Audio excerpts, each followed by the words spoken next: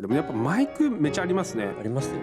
これ使わんやろみたいな。やっぱギター弾いてたらギターが5種類あってあそうムジークのめっちゃでかいやつが、はい、六畳間に無理やり入れてるってみんな部屋入った瞬間笑うんですけど藤枝にも寄付してくださった僕も大好きでドラムの革物は全部あれもう10本持って基本負けた僕6本マイクのランクが1個引き続き KC さんに来ていただいて、ちょっと KC さんのスタジオの奈良のご自宅スタジオの機材とかを聞いていけたらなと思って、僕もちょっと知らないんで興味があるんで、さっき何使ってんですかっていう話をちょっと休憩がてらしてたら、なんと機材リストを公開してますと。はい。X 上に、X のプロフィールのところにワークスとイクイプメントみたいな感じで、それすごいですね。はい、新しいですね。僕もやれるんだったらやりたいなと思ったけど、機材量がバーにならないでちょっとどうしようと思ってながら、でもそれを見ながら気になるものをこう僕が聞くっていう風になりました。このでもリンクを送るとなんかそのねライブレコーディングとか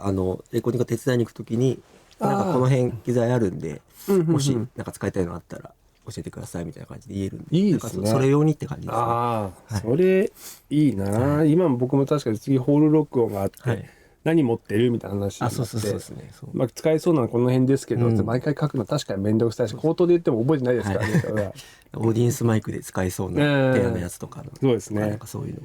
まあ今スタジオはご自宅の一室に、スタジオっていうか作業部屋みたいな感じで、一軒家なんですけど、2階2部屋をミックスルームと1部屋はヤマハのアビテックスで 3.5 畳ぐらいのやつ入れて、歌取りとかアコギとかダビングができるようにはしてるって感じですね。そうなんだ。自宅でも撮ってるんですね。だからベーシックをもう外の例えば関西だったらフィールプレスとかで撮ってダビングとか家でやったりとか。まあそりゃそうですよね。予算ないバンドとかだとね、やっぱインディー周りの手伝うことが多いんで、なんかそういう感じが多いです。僕もだってこのスタジオは予算ない子たちのそのダビングをするために作ったんで、やっぱ時間かけて、そこはこう妥協なく最後はやりたいっていうのがあって、それでそうこっちはブース兼アトモスルームですけど、あっちはコントロールルームになってってやってますね。まあそうなんですね。確かにアビテックスでも最初考えたな。でも昔よくアビテックスがある作家さんの家とか歌とか撮ってましたもんね。それこそタクが O2R とかでしたね。ケイジさんのセットを見ながら、モニター、ヘッドホン、インターフェース、コンピューター、キューボックス、ミキサーとかほんといっぱい書いてあるんですけど、あとマイクか。でもやっぱマイクめちゃありますね。マイクありますよね。こんな使わんやろみたいなのが。やっぱこのなんか PA もやる人の目線のマイクがっていうのも増えてきましたね。あとやっぱ何もないところでも PA するんですよね、多分。ライブハウス以外そうですねとかもたまにありますですよね。だとすると一通り持ってなきゃいけないですよね、数。これすごいやっぱこう素晴らしいぐらいな完璧な抑えですね。DM ログ買ったんですか？アースワークスの。最高ですよね。最高でしたね。俺もまんまとゴチさんが買ってくれて藤で使って買いましたもんね。あみたいな。ヘイルオーディオある。PR30 いいんですよね。ジョセプソンあるじゃないですか。E22S。欲しいな。買えないな。一本がやっとですね。あれタムとかね、夢のようなやつやりたいですけどね。ザックさんのスタジオでもう4本ぐらいあるんで、やっぱスネアの上下タムフロアみたいな。使わせてもらったり夢ですよね。文化村行くときにあそこ2本あるんですよ。だからスネアの上下はいけるんですけど、いやでもこれはツータムのタムに行くべきじゃないかとかよく考えてましたけどね。あと M80 も4本あるんですね。ありますね。SH も1本あって短いやつも。これ何ですか？あれウーヘル。ウーヘルか。ロシアか。この534名機ですよね。そうですね。421にちょっと似てるって言われてる感じで売られてますね。あとこれスネアマイク。スネアマイク。ローテンオーディのスネアマイクもすごいいいっていう。なんか代理店変わって聞こうデモ機借りようとか思ったら結局借りれてなくて、あんまドラムのリ最近してないからっていうのもあるんですけど、僕も気になってます。スネアマイクタムマイクとかレコーディングでも使ってるんですけど、よくその421を使ってることが結構。ウェア201か421みたいな。ベイヤーの。そうです。で、それと、それこそ E22S を立てて、除雪混ぜてみたいなことをよくやってたんですけど、ピエンの時とかに仕込みとかも大変じゃないですか、日本ね、フェスとかだと時間なかったりとかするんで、それで1本でこれだったらいけるんじゃないかと思って買って試してみたらすごい良くて、今出たベイヤーのダイナミックの M201 も2本、3本持ってますね。3本持ってます。3本持ってんですね。すげえ。古いタイプのやつですね。電工じゃなくて。D12 もあるヴィンテージの赤毛のね。あります。僕ちょっと今の話でちょっと分かんなかったのが、フェスの時って、マイクって、そのデフォルトなものはフェスの担当の人たちが用意してベーシックなものは戻って、あと自分が使いたいやつはそこに入れ込むんですね。そうなんですね。でもやっぱかぶりあるじゃないですか、その A 卓 B 卓というかその紙紐で仕込んでるから、その時に足りなくなるとか取り合いとかになるんですか？でも基本的にはもう事前に言えばアンサーシートに何日までにみたいなのがあるんで、そこで問題なければ大丈夫ですし、なんかあれば一応メールの返信が来ていろいろやり取りして調整してって感じです。じゃあスタジオで何スタがあると取り合いになるのと一緒っちゃ一緒ですね。そうですね。でも比較的用意してくれる。そうですね。もうCO1とか7とかそういうのはもう十分な数用意してくださっていることが多いので。一個あとあれ言ってたのはショップス持ってらっしゃる息子オムニで CMC の 62H か、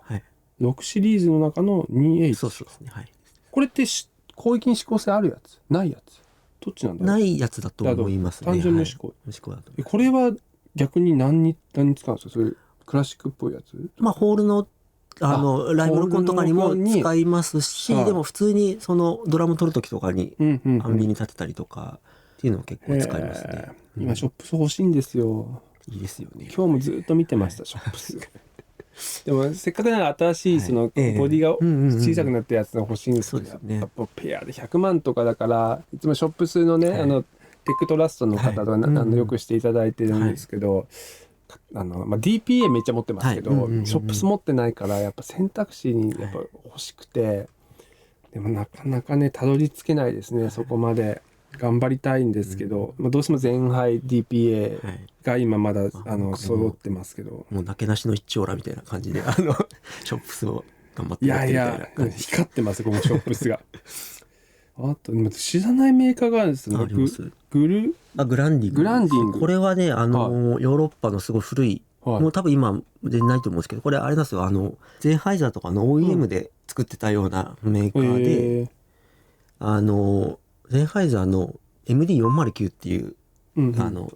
今906とかの先祖みたいな金色のグリルの伝説のギターでめっちゃいいってやつですか？4本持ってるんですけど、なんとかファイヤーってやつじゃなくて、ブラックファイヤーがその MD409 の後に出た BF シリーズっていうのはその黒いボディでライブとかの現場に使うようにっていう中身一緒なんですけど、BF509 と中身一緒のダイヤフラムが入ってるっていう。じゃあこっちの方が元祖というかまた同じ時期なんですけど、OEM でそのメーカーが独自にでゼンハイザーのバージョンもあるんですよ、この同じ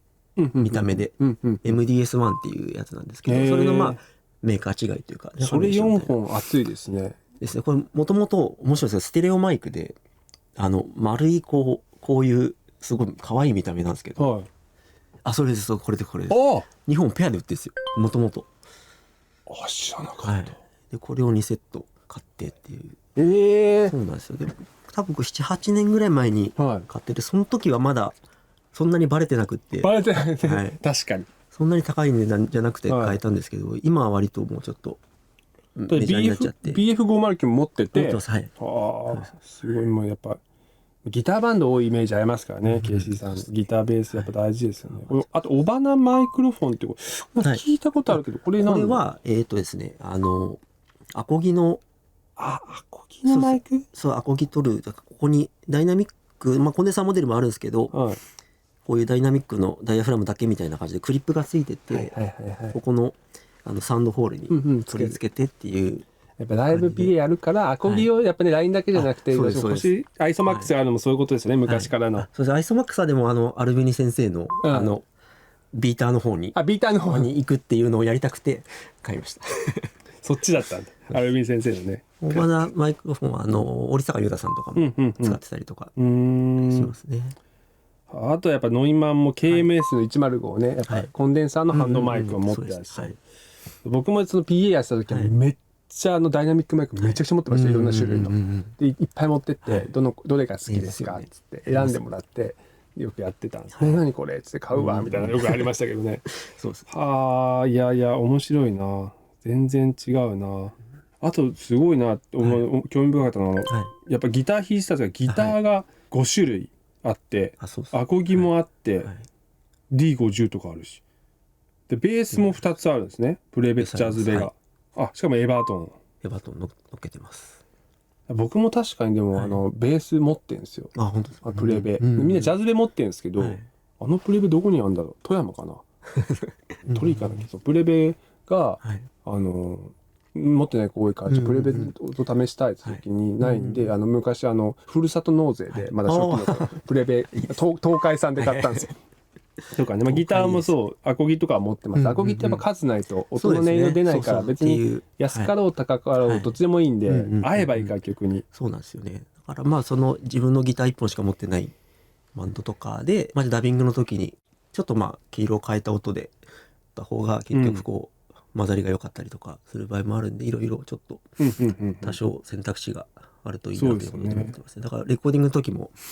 もうマイクと一緒にギターとかも持ってったりとかもします。エフェクターとかもね。さすが元ミュージシャン出身のケイシーさんらしい。バーズパラキート DI はケーブルのやつ。そうです。シグナルフォームオーガナイザーの先祖みたいな感じですよね。アクティブマイクケーブルの先祖みたいな感じでもあります。シグナルフォームオーガナイザー、これですね。もう2個あるんですね。そうです。これ1個は今藤枝に。そうですね。確かに。あれオズデザインの DI ってこれ知らない。アルティメット DI。これすごいいいですよ。どれなんだろうこれ。どんな見た目だろう。これ何が入ってんだろう、トランス。アクティブ DI で、ドライブ台にトランスリニアを使用してファンタム電源の電磁がたくさん取れない状況でも効率よく良質な歪みを出力したかった。IC がたくさんディスクリートを選んだのはディスクリートをトランスレス的な感じなんですかね。ですかね。そう、ちょっとオズさん使ってみたいんですけど、いかんせんあまりレコーディングがない僕からすると、すごい。でもどういう方なんですか。全然そのオズさんもともとバンドをされていて、出会いとしてはその小園さんって方がされてるんですけど、のミックスをやらせてもらったんですよ。っていうのが最初で、もうでも本当に20年ぐらい前ですかね。でそれでこれを続けてマイクプレを作ってって、それは多分10何年前ですかね。で使わせてもらってすごいよくて、自分でも買わせてもらってっていう。そこからどんどん製品化してラインナップが増えていってってことですよね。例えば最初はその知る人ぞ知るというか、その欲しい人のためだけに作ってたみたいなことですよね。ちょっと前にカスタムでトランスボックスを作ってもらって、それも使ってますね。ヴィンテージトランスをいっぱい買って、それを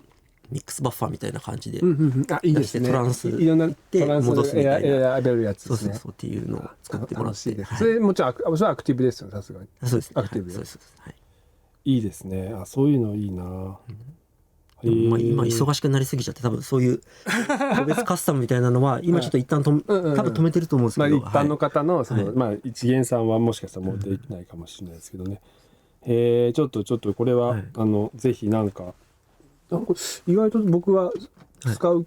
出会いがなくて、そう使ったことない。当の皆さんにも紹介させてもらって、すごい気に入ってくれて、4ちゃんを多分2つぐらい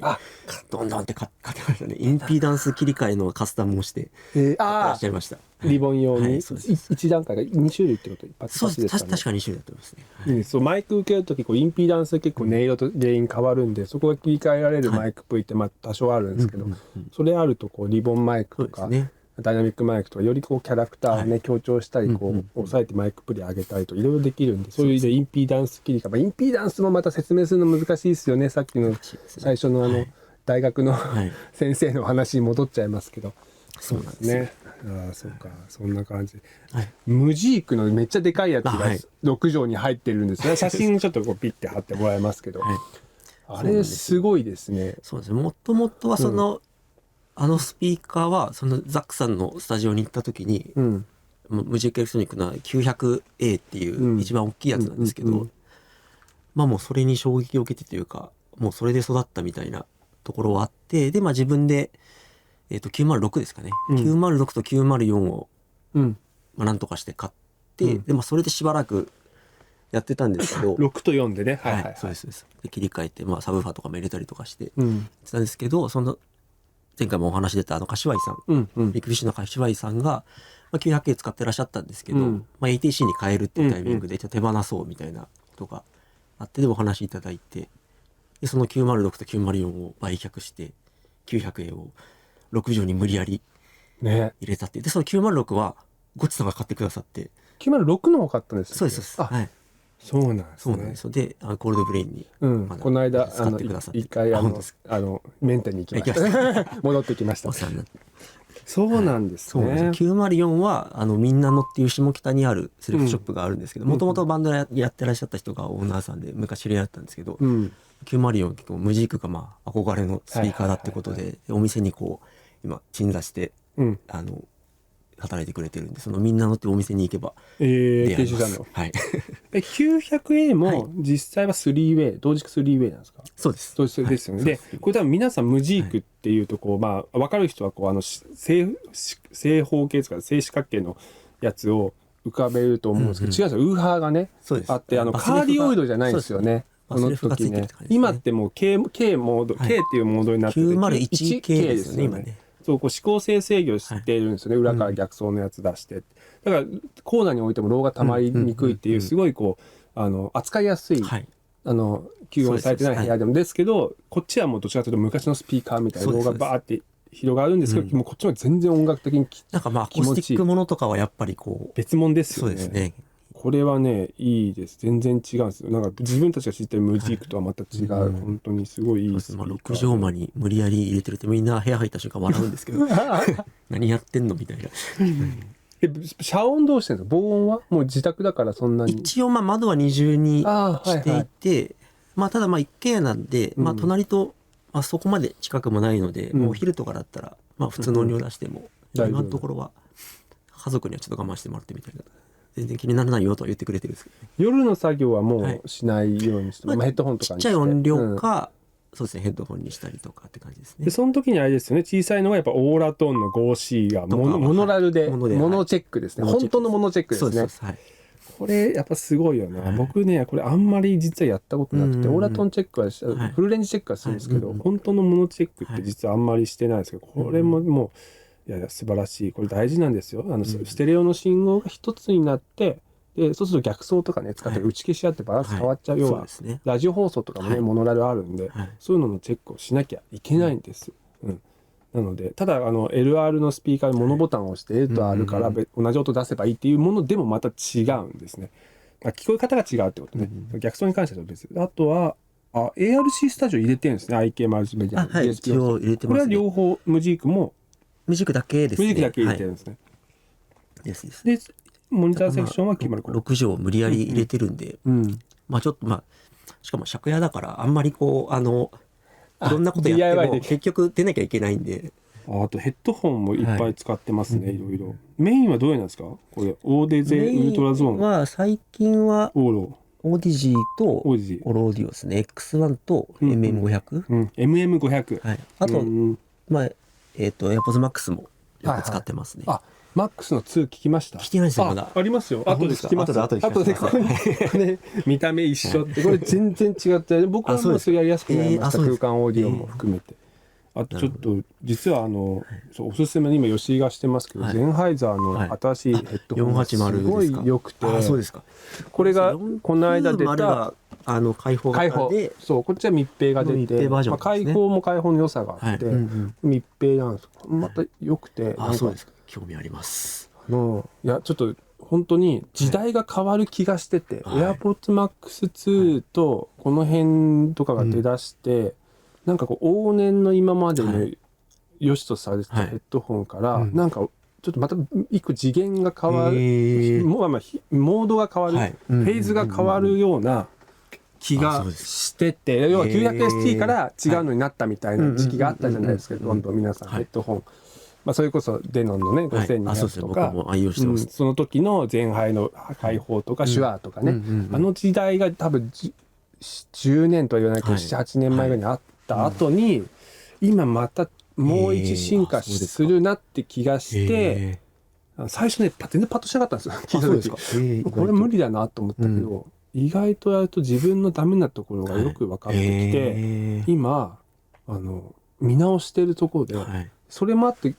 隣スピーカーやっと PMC62 の XB に変え、ステレオは変えて、やっぱアトモスやりすぎてて、ステレオがちょっとおざなりになってた、それはあえてなんですけど、ステレオを断るっていうスタイルを3年間ぐらいやってるんで、それがなんかね、PA もそうじゃないですか、やっぱスピーカーシステムがどんどん良くなって、アンプも良くなって、全部デジタルになって、タクも96になってっていうモードがずっと今フェーズが続いてますけど、なんかレコーディングもなんかモニターの定義が変わり出した気がしてて、気づいてないんだけどもう世界は変わってるかもしれないですけど、だからちょっと自分を今見直そう、2026年2025年末ぐらいからモードを変えようって今必死に変えてるところです。過去を一回捨てようっていうやり方をっていうのをやってる最中な時に、ゼンハイザーのヘッドホンこの間密閉聞いて、オープンの時ピンとこなくて、これも実はあんまピンとこなかったんですけど、ちょっと違う曲調とか聞いてた時に、あれもしかしてこういう視点でこの製品を向かい合わなきゃいけないのかな、これだったら今のモニタースピーカーの新しいやつとかラージ系にも似てるかなって今すごく悩んでる。このアンブレラカンパニーの HP アダプターはヘッドホン端子、そうです、ヘッドホンアンプってことですね。ヘッドホンの、インピーダンスをこう調整してくれるみたいな感じのもので、いろんな、ヘッドホンインピーダンスいろいろあると思うんですけど、それを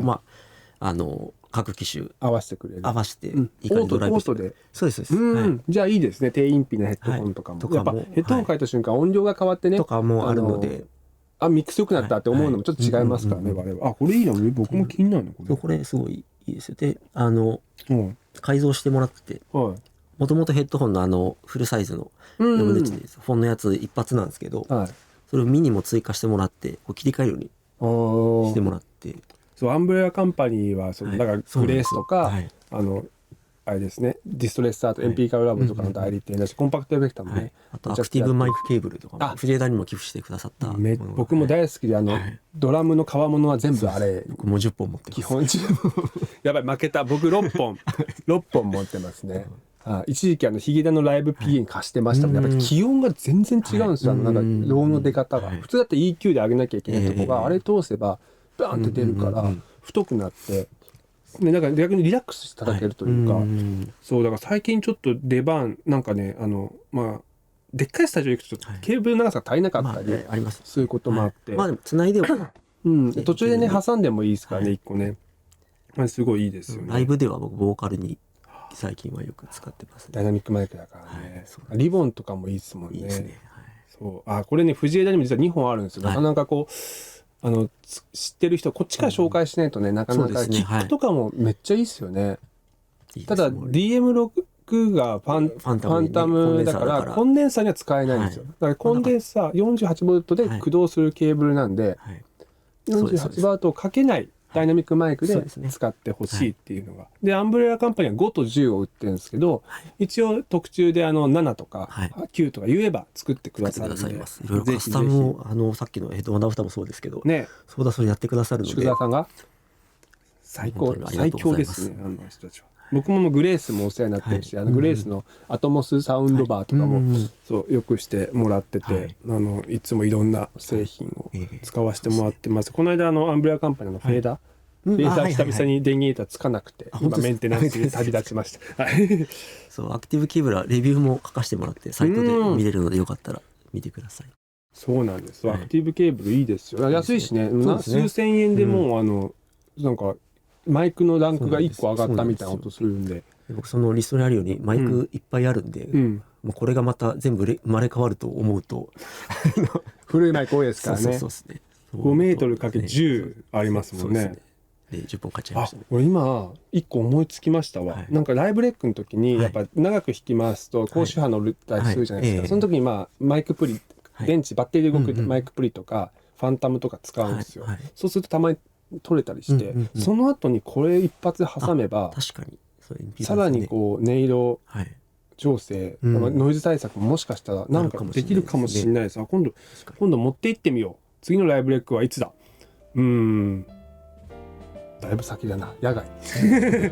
野外だな。ちょっと危ないですね、それはね。なんかこう使ったことない人が使った、これいいね買おうってなってくれたらね、あれが欲しいです。プラグインサーバー、それこそその X16D、とんでもないものを寄付して、ピエゾっぽい音あるじゃないですか、IR で自分のアコギで好きなマイクで三味線でやりたくて、それちょっと混ぜてください。けど何年か前にそれの PA バージョンを見出して、私はエンジニアにやっとなれたんだなって、その中で